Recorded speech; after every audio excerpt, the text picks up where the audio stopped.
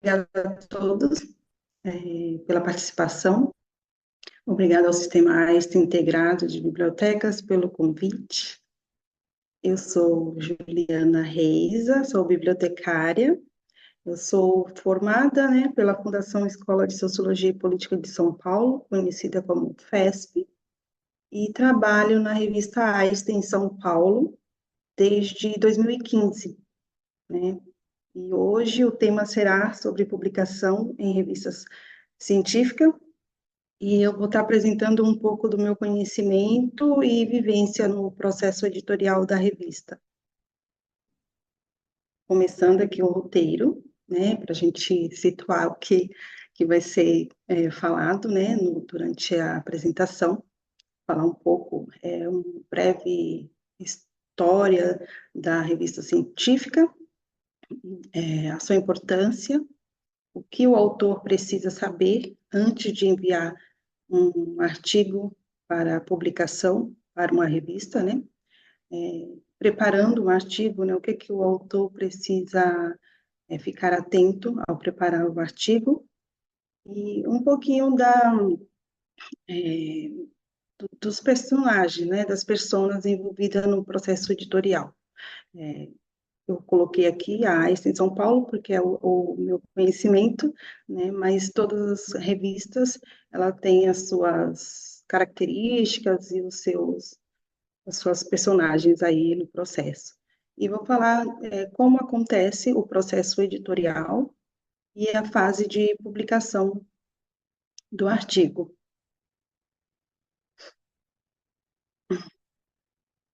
Bom, aqui as revistas científicas, elas surgiram no século XVII, e desde então ela tem um papel primordial, no processo de comunicação da ciência. São publicações voltadas para a comunidade científica e acadêmica, diferente, de outras revistas, e ela tem como objetivo a divulgação de pesquisas. Elas são revisadas por pares, são especialistas que trabalham no processo de avaliação dos artigos, e elas têm uma periodicidade e são editadas em fascículos. Elas podem ser bimestral, trimestral, quadrimestral, estou tentando lembrar a palavra, semestral e publicação contínua. Aqui eu coloquei um exemplo, quando falo da periodicidade, do fascículo. Eu coloquei um exemplo, por exemplo, a Einstein, nós estamos publicando o artigo de 2024 com o volume 22, porque ela existe há 22 anos. Então, desde o primeiro ano dela foi o volume 1, e antes ela era trimestral, então a cada 3 meses saía uma publicação. Então, aqui onde vocês estão vendo o número 1, 2024, 22.1, seria correspondente ao primeiro trimestre do ano. E de 2022 para cá, ela passou a ser contínua, então não tem mais um número, ela só tem o número do artigo no final, um número que é gerado no sistema. E quais são a importância, das revistas científicas? Elas são importantes porque possibilitam o compartilhamento de novas descobertas, o desenvolvimento de novos materiais, novas técnicas e métodos, de análise nas diversas áreas da ciência. Então, ela é importante porque ela possibilita comunicar resultados, ela oferece critérios, para avaliação de pesquisadores e instituições, também garante, a preservação da ciência e a propriedade de autoria, e consolida áreas e sub-áreas do conhecimento. E o que é importante, para o autor saber antes de encaminhar o artigo para avaliação. É um tema que eu penso muito, né? Será que o autor leu, né, as instruções dos autores? Então, a resposta é: leiam as instruções dos autores. Conheçam o periódico que você pretende enviar um artigo. Acesse o site, navegue no site, no menu para o autor, onde tem orientações, que lá você vai ter todas as orientações e recomendações para cada tipo de artigo que é submetido. Então, essa é a dica, né, para você estar enviando um artigo. E nas instruções, ela tem a recomendação de cada artigo e todas as dúvidas, né, depois de ler as instruções, podem ser tiradas com a secretaria editorial, sim, sem dúvida, porque nem tudo às vezes pode ficar claro. Mas nas instruções tem informações importantes que às vezes passa a quantidade de palavra de um determinado artigo que você quer enviar, é, a quantidade de referências. Então, quando às vezes chega um artigo de uma determinada categoria que ultrapassa o limite de caracteres de referência, então sabemos que não foi acessado ali as instruções e não seguiu, né, as orientações que estão disponíveis. E como preparar, né, o artigo é, para avaliação?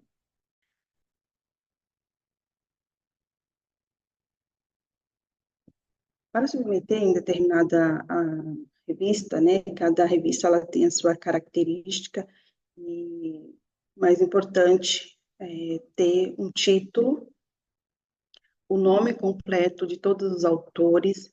Autores brasileiros, eles não abreviam, não costumam publicar o nome abreviado, né? Então, coloque um nome, você é autor responsável por fazer a submissão do manuscrito, converse com seus pares, com seus colaboradores que vão fazer parte do artigo e procure saber como que eles publicam o artigo, e não só como você meramente conhece, se é, por exemplo, Juliana, eu sei que é a Juliana Reisa, tá, mas como que é o nome dela de publicação, né?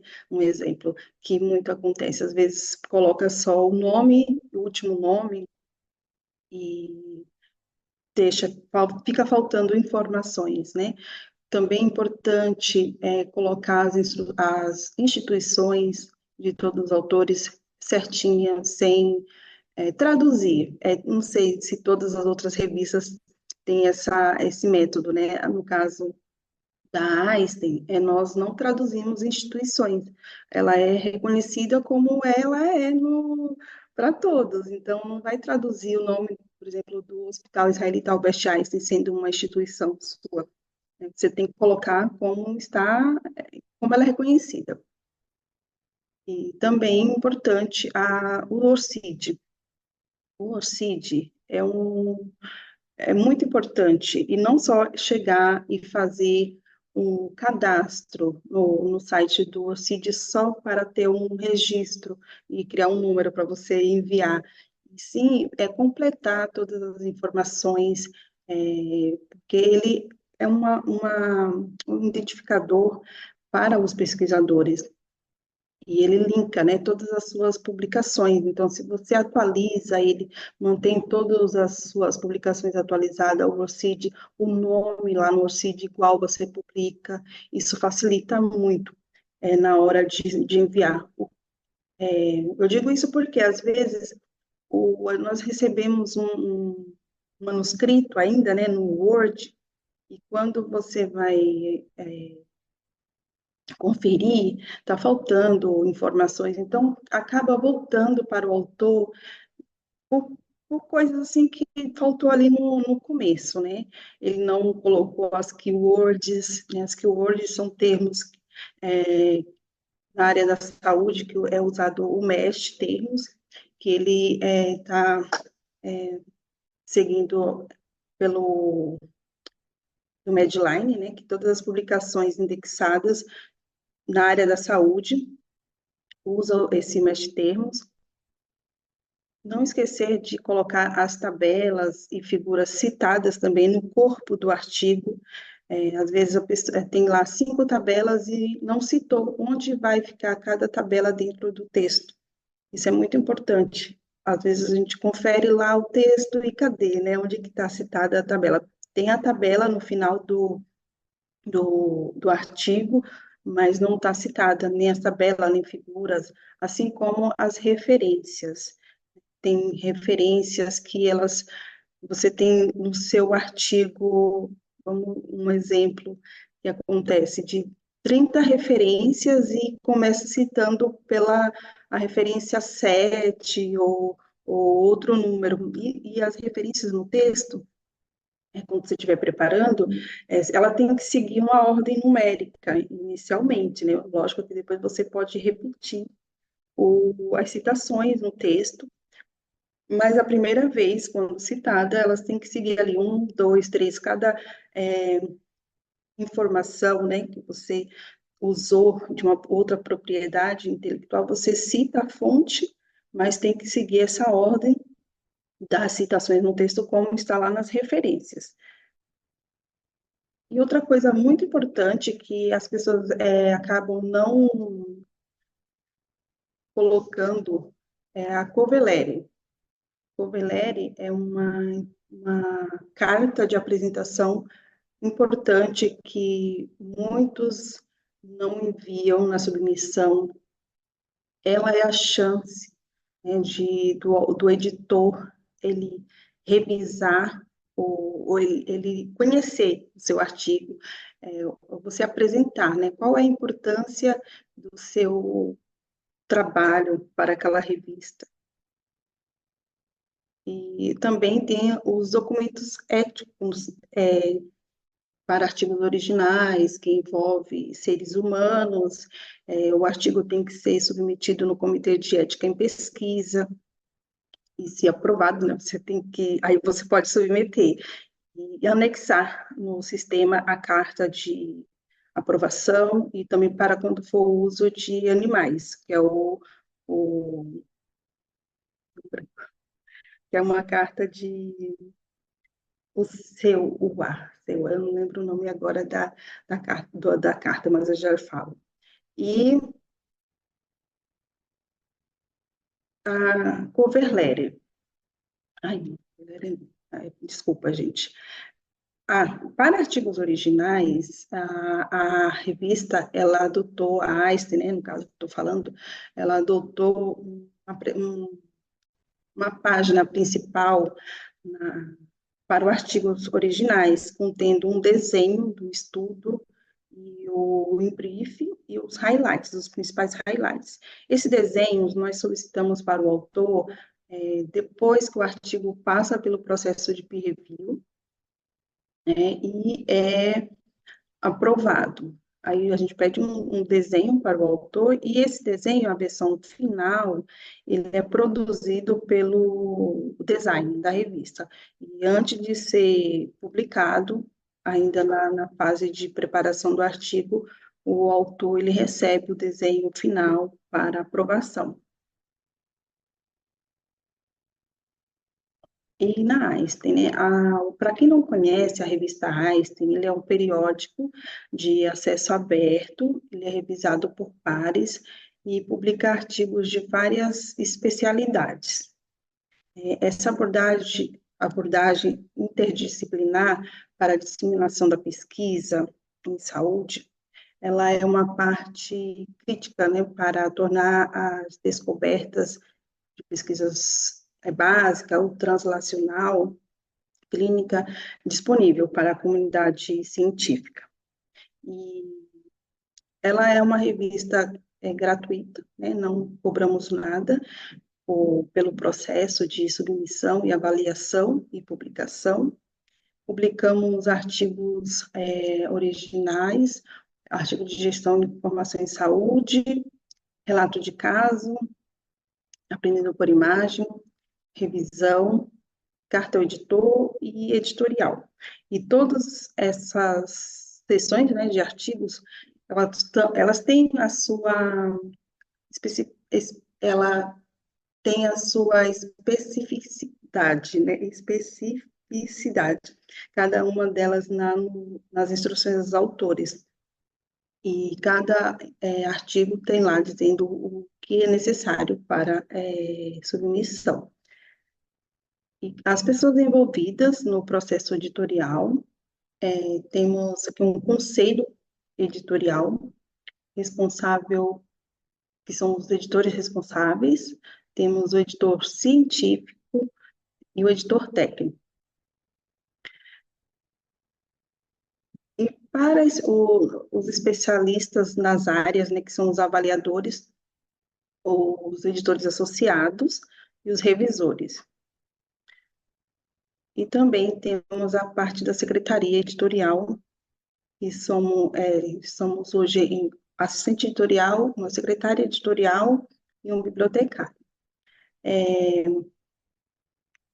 O conselho editorial, ele é responsável por gerenciar e coordenar todas as etapas do processo editorial, além de orientar sobre o conteúdo científico e técnico. Os editores associados, eles são especialistas em determinadas áreas. Hoje nós estamos lá com 43 áreas, e todos eles auxiliam também na revisão final do manuscrito. E ele que recomenda, encaminha para os revisores, que também são especialistas na área, né, do artigo. Então, sai do editor responsável, vai para o editor associado, e o editor associado encaminha para os revisores. E aqui o grupo, né, o último grupo da Secretaria Editorial, nós somos responsáveis por gerir todo o fluxo de trabalho, desde a submissão até a parte final. Também auxiliamos autores, editores associados, revisores, conversamos com fornecedores, fazemos parte de divulgação, atualização de site, e todas as outras demandas que surgirem aí durante o ano. E como acontece, né, o processo editorial? Depois que o autor encaminha o artigo, é feito um checklist, que é para ver lá, né, se está de acordo com as instruções dos autores, se todos os documentos, se as citações, se tabelas, figuras e referências estão citadas corretamente no texto.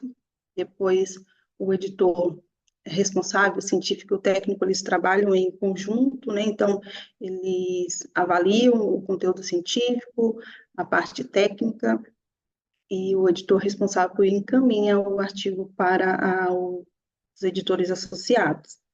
O editor associado também avalia o conteúdo científico, e ele envia para os revisores, né? Até o mínimo 2 revisores, para estar fazendo a avaliação.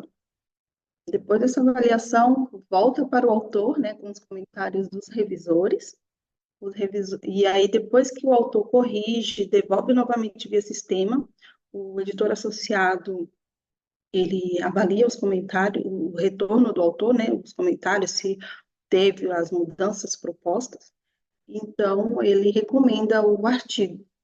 Cabe ao editor responsável aprovar o artigo.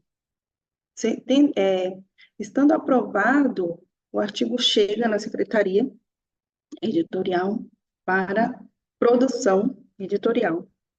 E aí o artigo ele vai ser padronizado, né, que o autor ele padroniza do seu jeito, mas a revista ela tem um padrão, um formato para os artigos que são publicados. Então, é feita a padronização, revisão técnica. Novamente, o editor técnico está trabalhando sempre com nós, né, da secretaria, nas dúvidas, nessa parte metodológica. Após essa revisão, o artigo ele já vai para a revisão do idioma. Depois que volta do tradutor, no caso, né, o autor novamente recebe o artigo para revisar e validar as mudanças que o tradutor ele faz e comenta, né, para o artigo, sugere alterações. Então, o autor aprovando essas mudanças, aí sim o artigo ele é diagramado, e na diagramação com o PDF é que acontece muita coisa também, que a gente já tem um outro visual, né, do artigo já ali pronto. Então, é feito novamente uma leitura aí bem minuciosa. Quem publica mais, quem estiver assistindo, vai saber que nós somos bem minuciosos na hora de enviar o PDF para aprovação. Então, é feito novamente, praticamente ali a versão do checklist no início, né, de conferir, porque conferir tudo. Nome, título, nome dos autores, instituição. Aí nós criamos, já tem feito o DOI, então a gente valida o DOI no artigo, o DOI ainda não está válido, né? Então é que é só depois que for publicado.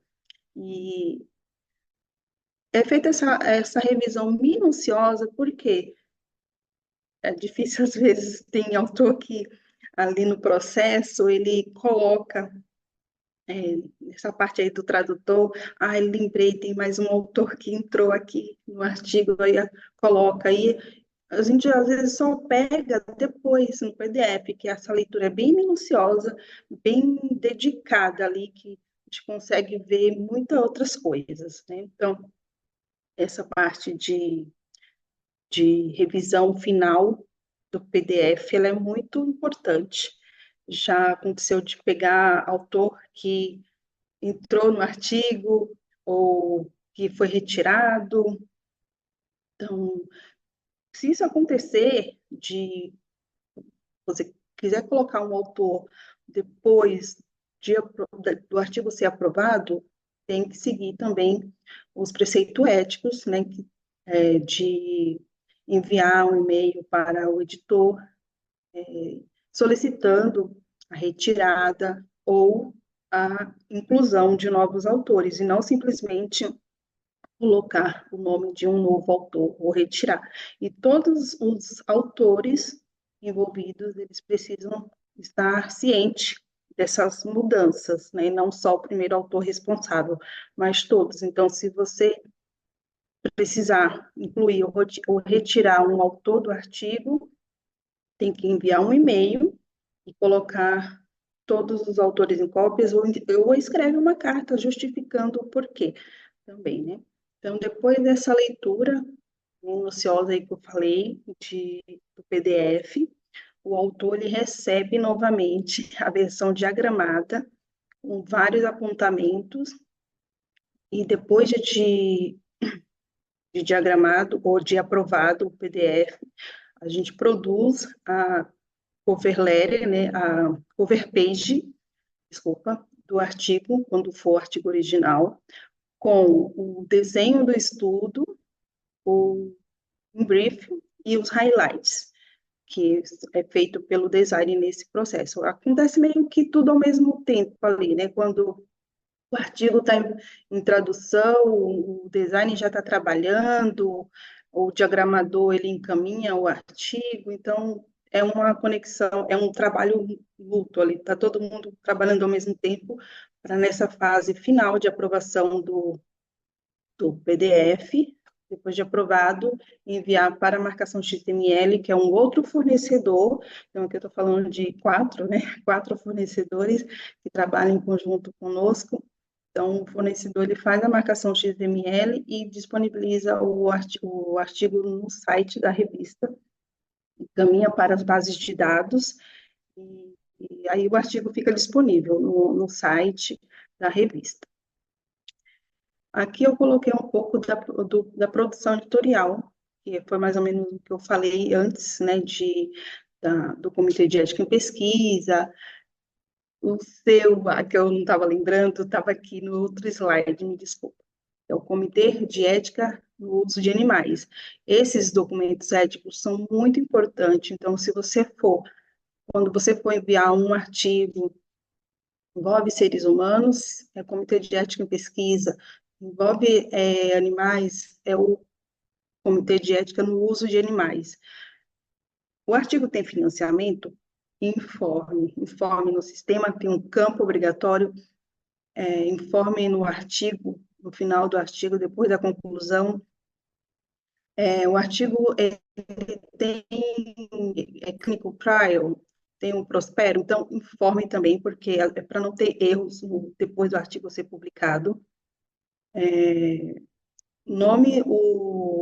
Aqui foi o que eu já tinha comentado antes um pouco, né, que às vezes o autor também, no sistema, ele coloca uma quantidade de autor, no texto ele coloca outros, então essas coisas que a gente está muito atento na produção editorial, essa conferência de dados que é feito, conferir o abstract com o texto, tem dados ali no abstract, ok, então vamos para um texto, vamos revisar junto um texto. Então, nós fazemos isso, mas o autor também precisa fazer isso. E o que parece às vezes é que não acontece assim. Então, a gente pega muita divergência do resumo, né, vou falar assim, e o texto, os dados das tabelas também tem muitos divergência, então, figuras, tabelas, resumo. Se você tem dados, pelo menos, por exemplo, dados estatísticos, tem que estar todos ali, mesma língua, né, falando a mesma coisa. Na tabela não pode ter um dado e no texto outra informação. O Visual Abstract, que eu falei, que é feito pelo designer da revista, a versão final a ser publicada. Ok, estamos chegando na fase do PDF, que é essa versão final, que ela é revisada pelo autor, depois de aprovado, que é enviado para marcação XML, e aí o DOI ele é cadastrado na Crossref. Só depois que é validado, né, pede 48 horas e o artigo é publicado no site, aí sim o DOI ele já fica ativo. Às vezes o autor, ele quando percebe que o artigo foi publicado, ele já quer que imediatamente o DOI esteja ativo, e às vezes o DOI está com erro, aí, mas o DOI está com erro, porque precisa aguardar mesmo esses 48 horas para validação. Então, depois que ele fica disponível, o artigo fica disponível no site, né, da revista, o autor, ele recebe um e-mail informando se o artigo foi publicado, e aí, se ele indicou algum perfil das redes sociais, ele é marcado, né, nas mídias. E aí o artigo também ele vai para as bases de dados, ele fica disponível no Cielo, na Web of Science, na Scopus, na Linux, no PMC, em todas as bases que a revista ela é indexada. Aqui são as fontes que eu utilizei para me ajudar um pouco a organizar a apresentação. E obrigada, gente. Fico à disposição para dúvidas. E depois também, se quiser entrar em contato comigo, meu e-mail é juliana.machado@einstein.br. Tem o telefone lá da Secretaria Editorial, que eu deixei aqui também para vocês. E é isso.